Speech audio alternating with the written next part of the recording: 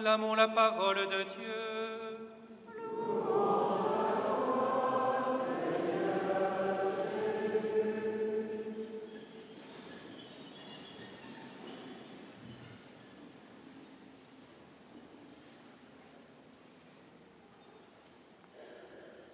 La fête de la Pentecôte vient achever le temps pascal, 50 jours après Pâques. Et en réalité, le mystère de la Pentecôte, de cette fête, fait partie du mystère même de Pâques. Le mystère pascal, c'est non seulement la mort, la résurrection de Jésus, mais aussi son ascension et le don de l'Esprit Saint à la Pentecôte. Jésus ressuscité nous partage son esprit divin. L'Esprit Saint, c'est l'Esprit de Jésus. Par le Christ ressuscité, nous recevons, frères et sœurs, une vie nouvelle. L'Esprit Saint nous est donné pour animer intérieurement cette vie nouvelle que nous avons reçue. Nous recevons par le baptême la communion au Père et au Fils. Par le baptême, nous sommes unis, liés à tout jamais au Père et au Fils, à la Trinité Sainte, dans l'Esprit Saint. Nous entrons dans la communion à la vie divine, sainte, éternelle. Ce qui signifie que notre vie n'appartient plus seulement à ce monde présent et passager, mais nous sommes citoyens des cieux, héritiers du royaume de Dieu. C'est pas mal, non ? Voyez la grâce qui nous est donnée, cette grâce inouïe. Voyons la dignité qui est la nôtre. Nous ne sommes pas simplement en relation avec Dieu. Nous ne sommes pas simplement en relation avec Dieu. Nous recevons la vie même de Dieu en nous. Nous sommes unis à Dieu. Nous ne sommes pas simplement devant Dieu. Nous sommes en communion avec Dieu. Avec le Christ ressuscité, notre vie est libérée du péché, du mal, de la mort. Et Jésus nous donne part à son Esprit Saint pour que nous participions à sa vie divine. Si la Trinité est une circulation d'amour, eh bien, par l'Esprit Saint, nous entrons dans cette grande circulation d'amour. Nous ne sommes plus extérieurs à Dieu, mais nous entrons en Dieu.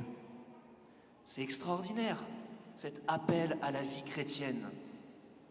Et là où se joue cet appel magnifique, ce n'est pas dans des grandes envolées mystiques, ce n'est pas dans des moments, dans des lieux très spécifiques, dans des abbayes, dans des églises particulières. C'est notre vie ordinaire. Dans ma vie quotidienne, dans ma famille, dans mon travail, dans mes joies, dans mes soucis, dans mes épreuves, dans les questions, dans mes projets. C'est dans tout cela, dans notre patte humaine ordinaire, que la communion à Dieu se vit. Alors je souligne 3 points sur l'Esprit Saint, sur sa manière d'agir en nous.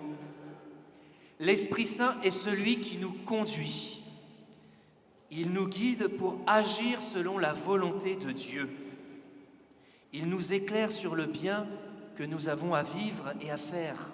Saint Paul nous dit « Marchez sous la conduite de l'Esprit Saint ».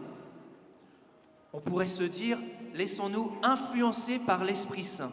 Qui est ton influenceur ? En fait, on est toujours influencé.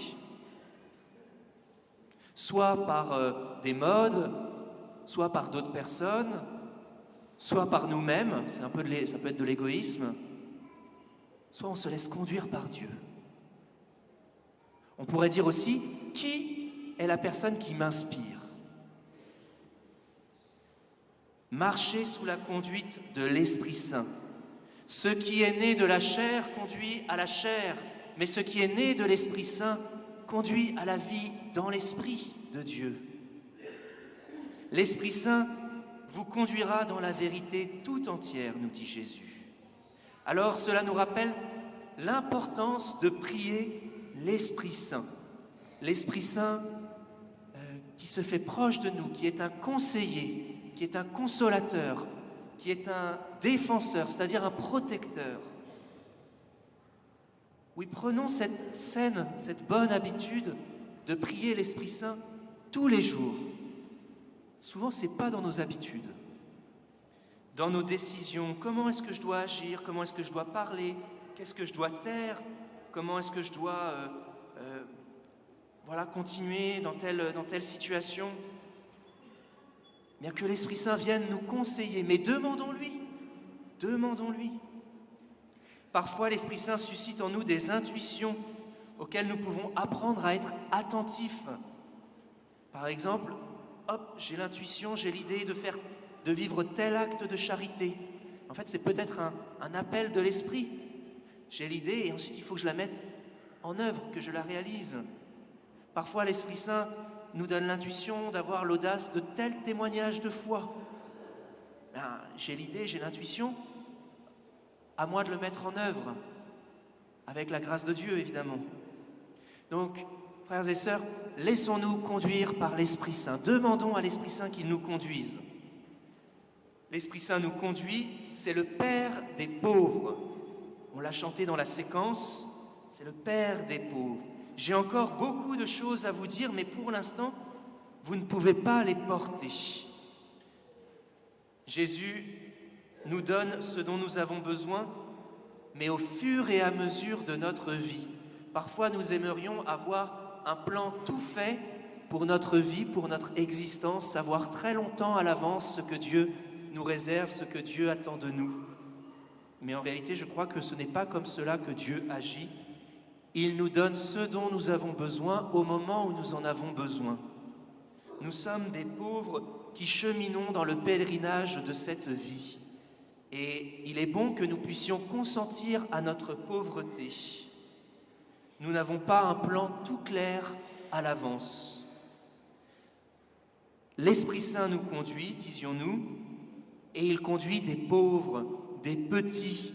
C'est-à-dire que pour se laisser conduire, il faut un peu lâcher les rênes de notre orgueil qui pense tout savoir, comment conduire sa propre vie, sa propre existence, et tout décider à partir de soi-même, sauf quand il y a un problème, où là, on appelle SOS le bon Dieu. Vous voyez, le bon Dieu n'est pas une béquille.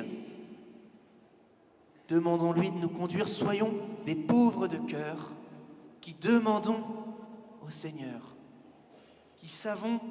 nous savons que nous avons besoin d'être guidés. Présentons-lui aussi nos fragilités, nos faiblesses. En fait, c'est à travers ces fragilités, ces pauvretés que le Seigneur nous visite. On dit que ces fissures, c'est comme des portes d'entrée par lesquelles Dieu vient agir en nous.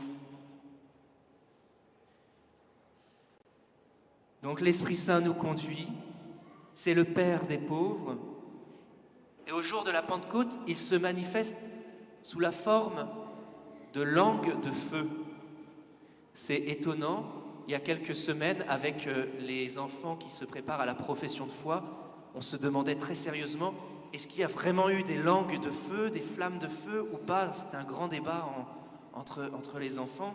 J'en disais, mais oui, l'Esprit Saint s'est vraiment manifesté comme du feu, mais pas simplement comme du feu, comme des langues de feu.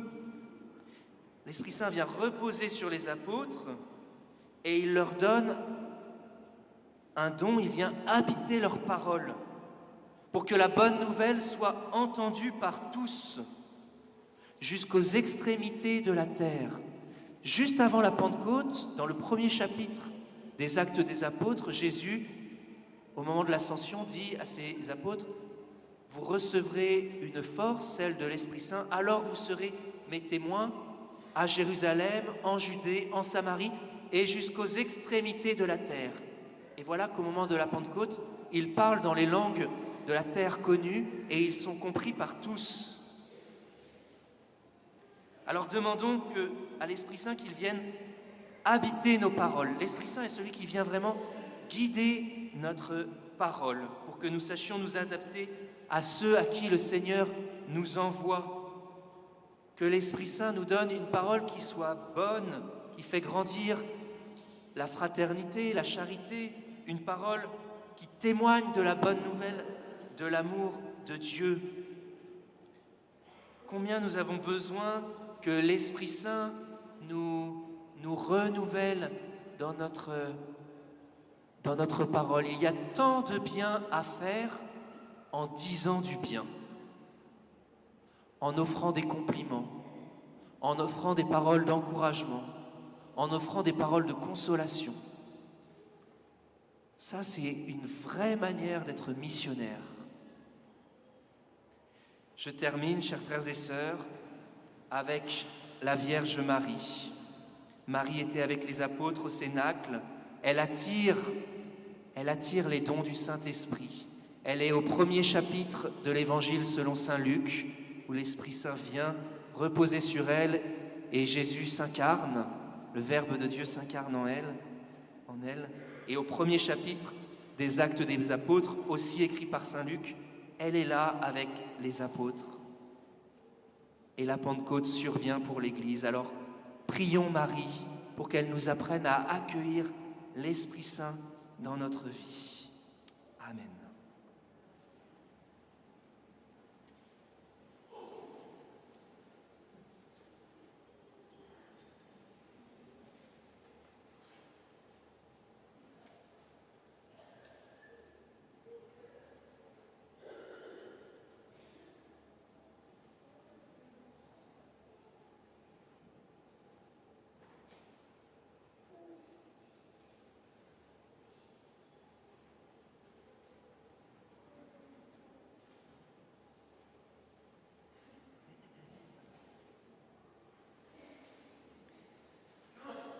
Ensemble, proclamons la foi qui nous rassemble. Je crois en Dieu, le Père Tout-Puissant, Créateur du ciel et de la terre,